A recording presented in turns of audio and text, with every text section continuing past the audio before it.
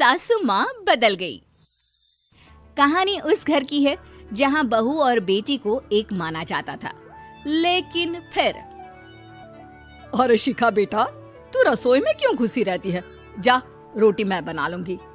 नहीं नहीं माँ जी, आप बैठिए, बस सारा खाना बन ही गया है।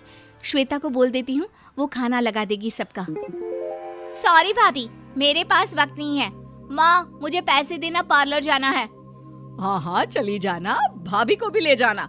वो भी जाने को बोल रही थी पार्लर, पर पहले ना मदद कर दे उसके खाना लगाने में। देख माँ, वो बहू है, उसे बहू रहने देना, इतना सर पर मत चढ़ा भाभी को। श्वेता, ज्यादा मत बोला कर। बहू और बेटी में कोई फर्क नहीं होता है। जा जाकर काम कर। ननद को माँ का भाभी से इस तरह प्यार करना बिल्कुल अच्छा नहीं लगता। वो बार बार किसी न किसी तरह माँ को भाभी के खिलाफ भड़काती रहती, लेकिन कोई फायदा ना होता।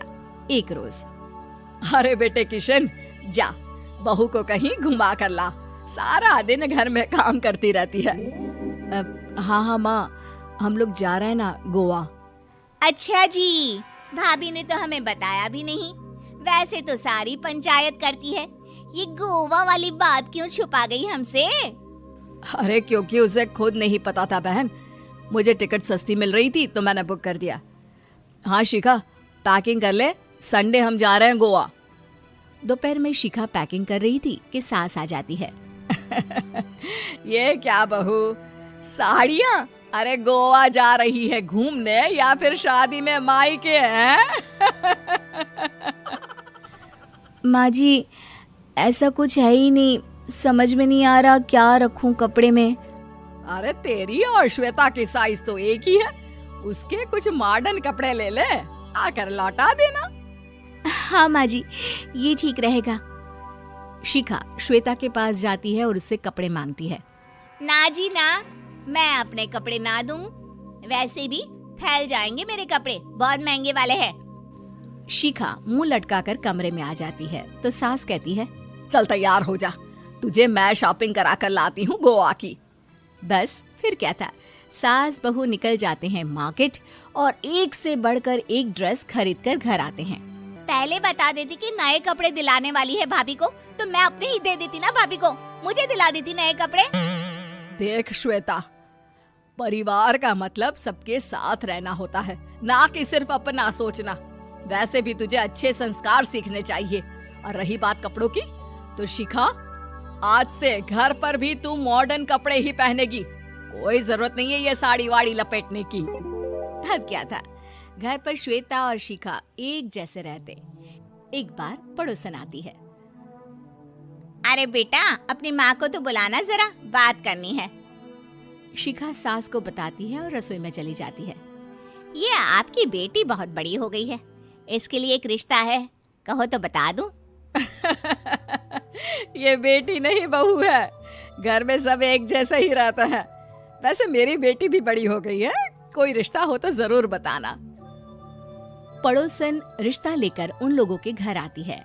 तब श्वेता की होने वाली सास कहती है, तो ये घर है, कितने मंजिल का है? और ये बहू ने आपकी क्या पहन रखा है, जीन्स टॉप?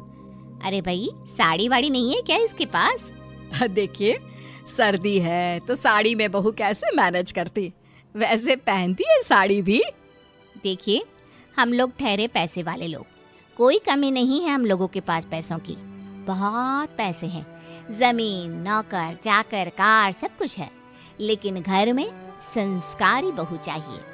समझ रही हैं ना आप?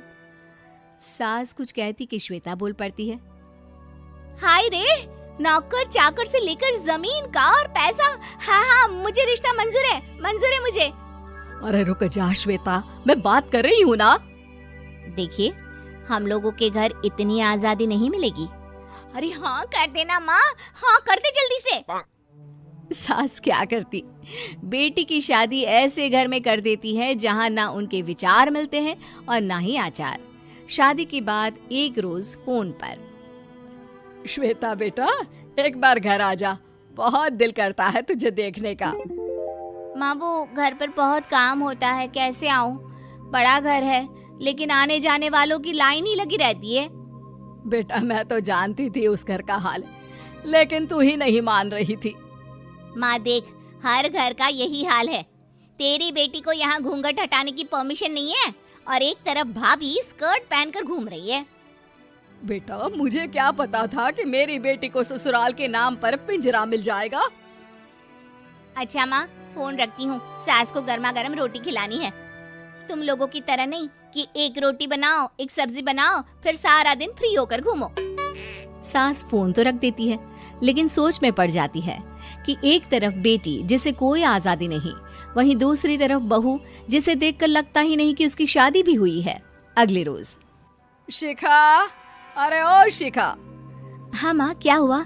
कुछ चाहिए आपको? मैं जिम जा रही थी। जिम के कपड़ों में बहू को देखकर सास को घूंघट में अपनी बेटी का ख्याल आता है। देख बहू, घर में बहू की तरह रहा कर। इतने टाइट कपड़े पहनकर जिम जाना पसंद नहीं मुझे। जा जाकर रोटी बना। रोटी? माँ अभी तो शाम की 6 बजे हैं, इस वक्त रोटी? अब क्या मेरे खाने पीने पर भी पहरा है? अरे जब मर्जी तब मैं अपने घर में खा भी नहीं सकती क्या? बहू को अजीब लगता है। वो समझ नहीं पाती कि जो सास कल तक इतनी सपोर्टिव थी, उन्हें अचानक से क्या हो गया। वो किचन में जाती है, गरम रोटी के साथ 2 तरह की सब्जी, रायता, सलाद सब लेकर सास के पास आती है। माँ जी, खाना। इतना सारा खाना? राक्षस समझा है क्या मुझे? रोटी मांगी थी मैंने गर्मा गर्म बस। पर माँ जी, रोटी खाती किससे आप? सब्जी तो बनानी थी ना। अरे भूख मर गई मेरी तेरी बहस से। जा जाकर काम कर, अंदर पूरी रसोई साफ कर। बहू अंदर चली जाती है। थोड़ी देर में श्वेता घर आती है। अरे शिखा जल्दी से चाय ला, पकवान बना, मेरी बेटी आई है। अरे नहीं नहीं माँ, ड्राइवर बाहर खड़ा है। मैं तो घर का कोई सामान खरीदने के बहाने यहाँ आ गई हूँ, मुझे जाना होगा। अरे बेटा, पर कितने दिनों बाद देख रही हूँ तुझे, रहने आ जाना 2-4 दिन के लिए। आ जाऊंगी माँ, जब मेरी सास मरेगी तब। मैं तो रोज मन्नत मानती हूँ कि मेरी सास मर जाए तो अच्छा है। अच्छा चल, जा रही हूँ माँ। हे भगवान, कैसे कैसे दिन देखने पड़ रहे हैं मेरी बेटी को। सास अंदर जाती है, जहाँ श्वेता की जिम वाली सहेली का फोन आया होता है। क्या बात है, आज जिम नहीं आई? अरे पता नहीं यार, आज माँ को क्या हो गया अचानक। पर खैर कोई नहीं, लगता नहीं कि मैं अब जिम आ पाऊंगी। शिखा स्पीकर पर बात कर रही थी, जिसे सास सुन रही थी। यार ये सास ना होती ही ऐसी है। मैं तो कहती हूँ बुढ़िया जल्दी मरे और तू आराम से जिए। शिखा को सहेली की बात पर गुस्सा आ जाता है। माँ के मरने की कौन सा बच्चा दुआ मांगता है मोहिनी? आगे से ऐसी बात मेरे सामने मत करना। हमारे घर की शोभा ही माँ है। क्या हुआ जो थोड़ी सख्ती दिखा रही है?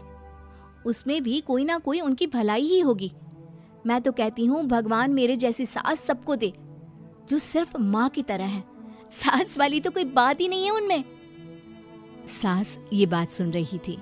उनकी आंख में आंसू आ जाते हैं कि क्यों वो बेटी की किस्मत में बहू को भी भागीदार बना रही थी।